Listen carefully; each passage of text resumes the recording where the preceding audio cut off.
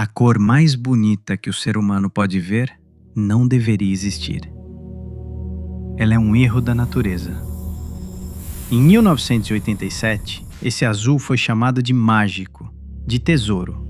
Para Devair Ferreira, que passava aquele pó brilhante no corpo para iluminar a noite, parecia uma bênção. O que ele não sabia é que aquele brilho era um grito atômico. Cada grão era uma metralhadora disparando partículas invisíveis contra o seu DNA, despedaçando as instruções que mantinham suas células vivas. Enquanto a luz azul hipnotizava seus olhos, a radiação já estava no seu hálito, nas suas roupas e no sangue da sua família.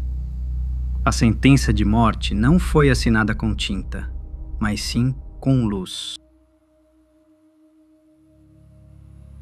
13 de setembro de 1987, Goiânia. Roberto dos Santos e Wagner Motta entram furtivamente nos escombros de uma clínica abandonada, o antigo Instituto Goiano de Radioterapia.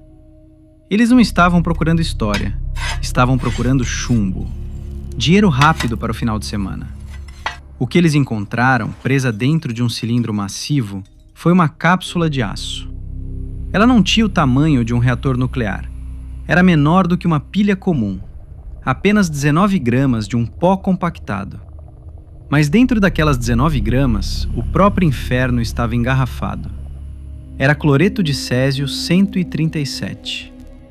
Nesse exato momento, enquanto eles carregavam o cilindro num carrinho de mão pelas ruas da cidade, 50 trilhões de átomos estavam se desintegrando por segundo ali dentro. Uma máquina de radiação pura, abandonada por uma negligência que beira o crime, agora solta no centro de uma metrópole.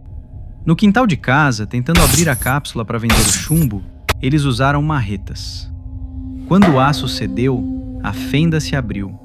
O pó azul mágico vazou. Eles não sentiram calor, não sentiram cheiro. A radiação não tem rosto, não tem matéria. Só destruição. Poucas horas depois, a biologia do corpo de Roberto começou a gritar. O seu estômago revirou violentamente. O primeiro vômito veio súbito e incontrolável. Wagner também começou a passar mal. As mãos tremiam, a cabeça latejava como a marreta que havia acabado de utilizar. Aqui está o truque mais cruel do césio. Os seus primeiros sintomas não parecem um filme de ficção científica. Eles imitam uma alergia alimentar, imitam uma intoxicação. Eles sussurram que ninguém gosta de ouvir no pronto-socorro: virose. Enquanto Roberto achava que tinha comido algo estragado, os raios gama, ondas invisíveis de alta energia, estavam rasgando as moléculas de água dentro das suas células. O trato gastrointestinal de Roberto estava literalmente derretendo por dentro, célula por célula. Desesperados, eles foram a um pronto atendimento local. Imagine a cena: 2 homens encharcados de suor frio, sentados na sala de espera. O suor de Roberto não era apenas água salgada, era suor radioativo. O pó estava nas mãos, na roupa, no banco onde ele sentou. O médico de plantão olhou para os 2 homens com náusea e diarreia. Ele os tocou, sem luvas especiais, sem proteção de chumbo. Ele não viu radiação, ele não tinha como ver. Ele viu o que qualquer médico veria: o Brasil real. O retrato de uma pessoa quando um vírus resolve fazer a festa dentro do seu corpo. O diagnóstico foi rápido e trágico: alergia alimentar, virose comum. Tomem um remédio para o enjoo, voltem para casa e descansem. Foi isso que eles ouviram, e o pior aconteceu. Nos dias seguintes, Roberto sentiu uma melhora. As náuseas pararam. O vômito cessou. Ele levantou da cama achando que a pior parte já tinha passado. Ele estava curado. Ou ao menos era o que ele sentia. Mas na medicina da radiação, essa melhora tem um nome sombrio: fase de latência. A náusea parou porque o césio já não estava apenas no estômago. Ele havia entrado na corrente sanguínea. O corpo humano precisa desesperadamente de potássio para fazer o coração bater e os músculos funcionarem. O césio engana o corpo. Ele se disfarça de potássio. O próprio sistema circulatório de Roberto transportou o veneno para os seus músculos e para o seu coração, com eficiência militar. Enquanto ele sorria achando que estava melhor, a sua medula óssea estava sendo aniquilada. As células-tronco pararam de produzir glóbulos brancos. O seu sistema imunológico tinha sido desligado. Ele era um homem morto caminhando por Goiânia, apenas esperando o colapso final. E ele não estava sozinho. O pó azul já tinha viajado. A máquina da morte já havia chegado ao ferro velho de Devair Ferreira.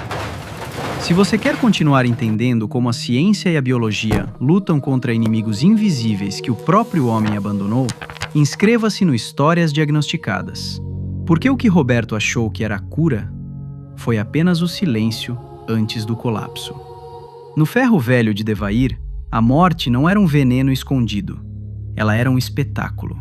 Ela brilhava no escuro. E uma criança estava prestes a confundir a luz atômica com um confete mágico. O cilindro de chumbo mutilado chegou às mãos de Devair Ferreira, o dono do ferro velho. Era noite quando ele conseguiu finalmente romper a cápsula de irídio que protegia o núcleo. No escuro do quintal, a morte não se apresentou como um monstro. Ela se apresentou como um milagre. O pó compactado emitia uma luz azul intensa, hipnotizante. Não era um reflexo. A luz nascia de dentro do próprio material, fruto da energia brutal da desintegração radioativa ionizando o ar ao redor. Devair achou que tinha encontrado algo sobrenatural, um tesouro, a pólvora mágica de um mundo moderno. Ele não escondeu o achado. Ele fez o que qualquer pessoa faria com um milagre. Levou para dentro de casa. Colocou o pó mortal no centro da mesa de jantar. Vizinhos vieram ver. Amigos esfregaram o pó azul na pele, maravilhados ao verem seus próprios braços brilhando no escuro, como se fossem enfeites de carnaval. Eles sorriam, sem saber que estavam espalhando milhões de minúsculas ogivas nucleares sobre os próprios poros. Mas o momento que mudaria a história da medicina radioativa para sempre aconteceu com uma criança. Leide das Neves, a sobrinha de Devair, de apenas 6 anos de idade. Fascinada pelo brilho na mesa do tio, ela tocou no pó, brincou com as partículas azuis. E logo depois, num gesto de inocência fatal e cotidiana, ela pegou num ovo cozido com aquelas mesmas mãos e colocou na boca. Nesse exato milissegundo, o jogo de sobrevivência acabou. A radiação deixou de ser uma ameaça no ar e tornou-se parte da fisiologia da menina. Passamos da contaminação externa para a contaminação interna absoluta. O estômago de Leide dissolveu o ovo, mas o cloreto de césio é altamente solúvel.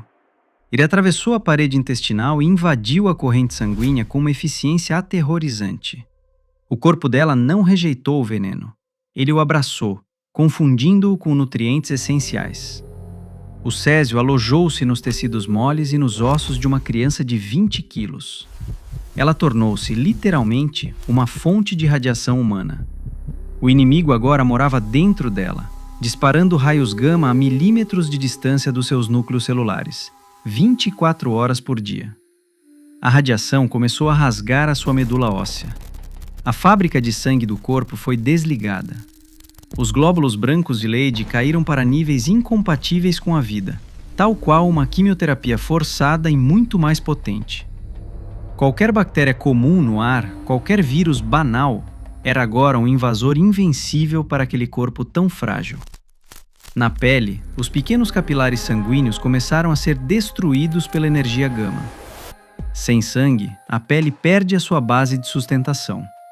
O rosto da menina começou a inchar. Manchas escuras apareceram. O tecido estava sofrendo necrose e morrendo por dentro, enquanto ela ainda respirava.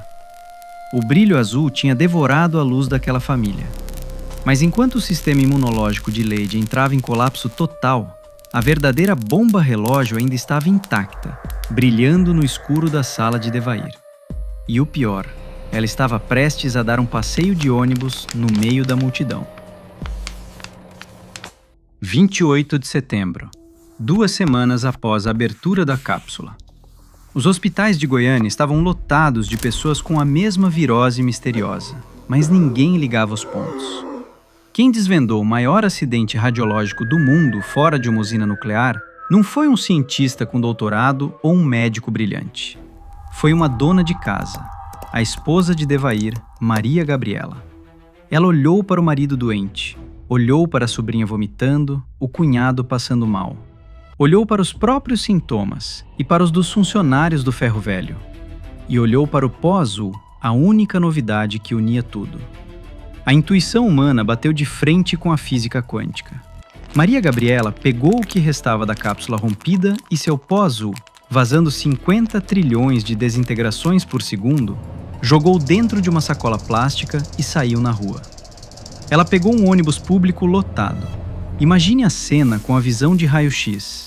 Maria Gabriela sentada, segurando o saco no colo. A cada quarteirão que o ônibus avançava, ondas invisíveis de radiação gama atravessavam o plástico, rasgavam o metal da lataria do ônibus e bombardeavam o DNA dos passageiros ao redor. O cobrador que pegou o dinheiro dela, a pessoa sentada no banco ao lado, o motorista, a pessoa no ponto de ônibus enquanto outros passageiros subiam e desciam. Todos estavam sendo irradiados em tempo real, sem sentir absolutamente nada. A morte viajava de carona, atravessando Goiânia com seus rastros. Maria Gabriela desceu e marchou direto para a sede da Vigilância Sanitária de Goiás. Ela jogou o saco pesado em cima da mesa do médico e disse a frase que mudaria tudo. Isso está matando a minha família. Os médicos olharam para a pedra. Eles ainda achavam que era alguma doença tropical. Mas, por pura precaução, chamaram um físico que estava na região, Walter Mendes. Ele pegou emprestado um monitor de radiação, um contador Geiger clássico e caminhou em direção ao prédio. Walter ligou o aparelho ainda no pátio, a dezenas de metros de distância do saco. E então, o impossível aconteceu. O ponteiro não se moveu devagar. Ele bateu no limite da escala com tanta violência que Walter achou que o aparelho estava quebrado. Ele foi buscar outro, em outro prédio. O resultado foi o mesmo. Ele não estava medindo um vazamento. Ele estava medindo um epicentro. Walter correu para dentro, suando frio, gritando para que evacuassem o prédio imediatamente. Mas a cápsula não estava mais lá. O corpo de bombeiros já havia passado para recolher e descartar. O seu destino, o rio Capim-Puba, o importante corpo de água urbano de Goiânia. O físico se recordava de ter visto o veículo do corpo de bombeiros no estacionamento. E então, correu para impedi-los de piorar esse desastre. Antes que eles entrassem com a sacola no carro, Walter ordenou que soltasse imediatamente. Se ele não tivesse impedido os bombeiros, a peça teria contaminado não apenas o rio, mas possivelmente o lençol freático, a fauna, a flora e o abastecimento de água de uma parcela gigantesca da região, transformando um desastre urbano e localizado em uma catástrofe ambiental de proporções incalculáveis. O Brasil não estava lidando com uma virose agressiva. O Brasil tinha acabado de detonar uma bomba atômica suja no coração do seu próprio território. E agora, o governo precisava descobrir como isolar uma cidade de 1 milhão de habitantes antes que o vento espalhasse o fim do mundo. Quando o governo percebeu que uma cápsula de Césio-137 tinha sido aberta no meio de Goiânia, o protocolo de guerra foi ativado. Mas como é que se caça um inimigo que não se pode ver, não se pode cheirar e que já está impregnado no suor, no dinheiro e nas roupas de uma cidade inteira? A solução foi o isolamento em massa. O Estádio Olímpico de Goiânia, um palco de glória e entretenimento, foi imediatamente convertido num campo de triagem nuclear. Imagine estar no meio de milhares de pessoas empurradas para o gramado, pais segurando filhos chorando, mães sem saber se o ar que respiravam ia matá-las. E no meio dessa multidão, caminhando lentamente, homens vestidos com pesados trajes de proteção anti-radiação amarela, parecendo astronautas num planeta morto. Eles não traziam remédios, traziam detectores pesados. O processo era frio, mecânico e aterrorizante. As pessoas formavam filas. O técnico passava a sonda de captação pelos corpos. Se o aparelho ficasse em silêncio, você estava limpo. Ia para a esquerda. Mas se o aparelho gritasse, você era arrancado da fila. Ia para a direita, para as tendas de descontaminação. Famílias inteiras foram separadas ali mesmo, no gramado do estádio, pela sentença de uma caixa de metal que apitava. Pessoas que se abraçaram horas antes agora eram tratadas como lixo tóxico ambulante. O pânico era absoluto. Fora de Goiânia, o Brasil isolou a cidade. Carros com placas da região eram apedrejados nas estradas. Pilotos de avião se recusavam a pousar. O medo da radiação é primitivo. Ele destrói a empatia. Mas nas tendas de isolamento, para Roberto, Wagner, Devair e a pequena Lady, o detector já não importava. O veneno estava dentro de seus ossos. A ciência tradicional não tinha respostas. Para tentar salvá-los, os médicos tiveram que recorrer a uma cura bizarra. Uma substância usada por pintores do século XVIII. Como você remove um metal radioativo que se fundiu com a sua corrente sanguínea? A resposta da medicina foi o azul da Prússia, um pigmento clássico, denso e escuro, usado em pinturas a óleo, que no corpo humano atua como um ímã de veneno. Os médicos administraram doses cavalares, até 20 gramas por dia, aos pacientes mais graves. Dentro do intestino, o azul da Prússia funciona como uma esponja química. Ele captura os íons de césio e bloqueia sua reabsorção. Mas o processo era monstruoso. Ao forçar o corpo a expulsar a radiação, as fezes, a urina e o suor dos pacientes se transformaram em lixo nuclear de alto nível. Os enfermeiros relataram que as suas próprias luvas de chumbo pareciam queimar quando tocavam nos fluidos dos doentes. O corpo humano tentava purgar a morte, mas a morte queimava a saída. Para a pequena Lady das Neves, o pigmento chegou, mais tarde demais. A dose que ela absorveu ao comer aquele simples ovo cozido era uma sentença nuclear. A radiação tinha triturado seu DNA. No dia 23 de outubro de 1987, a luz de Lady se apagou. Ela não morreu de uma doença. Ela morreu de hemorragias e múltiplas infecções porque o seu corpo, sem glóbulos brancos, já não conseguia lutar contra o próprio ar que respirava. O seu enterro foi o ato final e macabro desse pesadelo. O seu pequeno corpo estava tão radioativo que a lei internacional exigiu que fosse sepultada num caixão revestido com 700 quilos de chumbo puro. Uma prisão de metal inquebrável fechada com guindastes. No cemitério, uma multidão em pânico tentou impedir o enterro. Jogaram pedras, tijolos e gritaram, aterrorizados de que a menina que brilha envenenasse o solo da cidade para sempre. Como se ninguém ficaria deslumbrado como ela ao ver a cor mais bonita do mundo. Maria Gabriela salvou uma metrópole com uma sacola de plástico. Mas a física não perdoa heróis. A radiação consumiu a mulher que desvendou o mistério. 2 funcionários do Ferro Velho também foram devorados pelo brilho. Mas para outros, a tragédia estava apenas começando. Para Devair e Ivo, o pai da pequena Lady, a morte foi sádica. Ela não os levou na hora. Ela os forçou a sobreviver. A carregar as queimaduras no corpo e o ódio de uma cidade inteira nas costas. O Césio torturou Devair por 7 anos antes do seu colapso final. E arrastou Ivo por 15 anos de absoluta agonia. Os relatórios oficiais tentam calcular os mortos indiretos. Mas como você coloca um número em fantasmas? Bombeiros, técnicos da vigilância e funcionários públicos que olharam para o abismo naquelas primeiras semanas tombaram precocemente em silêncio. A estatística fria diz que o câncer multiplicou por 5 entre os envolvidos. Mas o verdadeiro rastro de destruição é incalculável. Goiânia nos ensinou a pior lição da era atômica. A medicina é quase inútil quando a física decide rasgar a biologia. Nosso corpo é frágil, um alvo de papel para invasores invisíveis.